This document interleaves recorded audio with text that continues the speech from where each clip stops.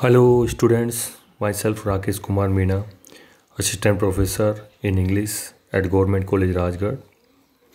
Today in this video lecture, we will study the poem A Hot Noon in Malabar written by Kamla Das.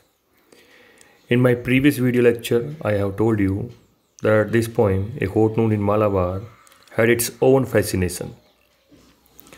It was the time when Kurwa girls visited Malabar to predict the future of their clients by reading the palms of their hands and fortune cards. And the bangle sellers displayed their multicolored dust-ridden bangles on the ground to attract the attention of the buyers. And now I am going to start the poem. The poet writes at line number 12,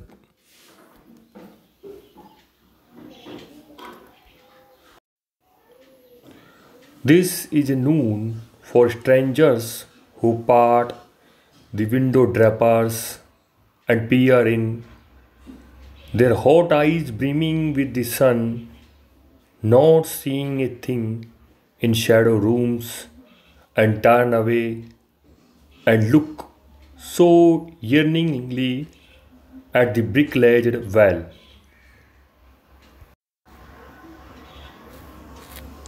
And the different word meanings are window drapers means curtains of the window.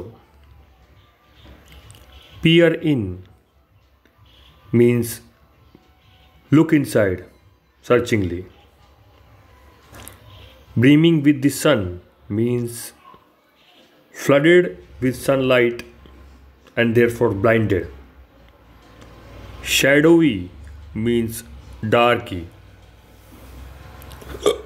Yearning means desiring strongly. And the brick-ledged well means the well having a ledge of bricks.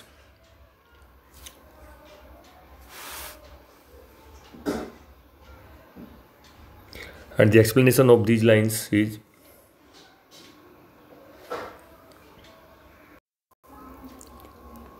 that during the progress of the summer noon, the strangers used to pass by the poetess' parental house.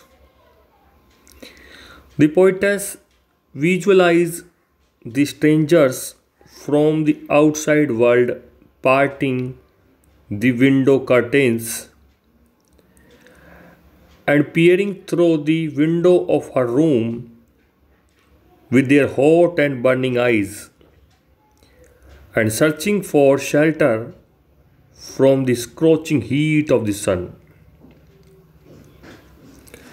Failing to locate any occupant, they looked anxiously towards the brick-ledged well to quench their thirst and relax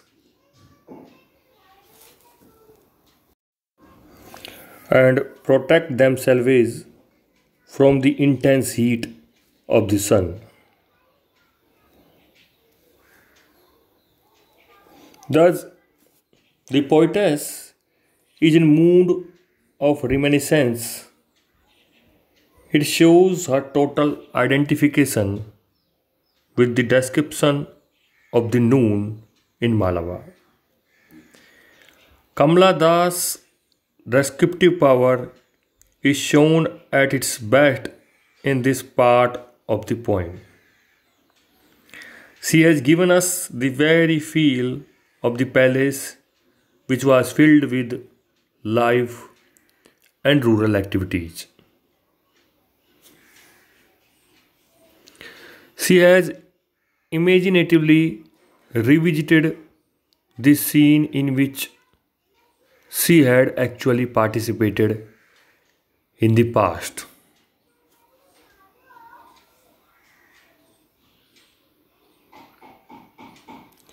And with this, it is the end of this video lecture. Thank you. In my next video, we will carry on this poem.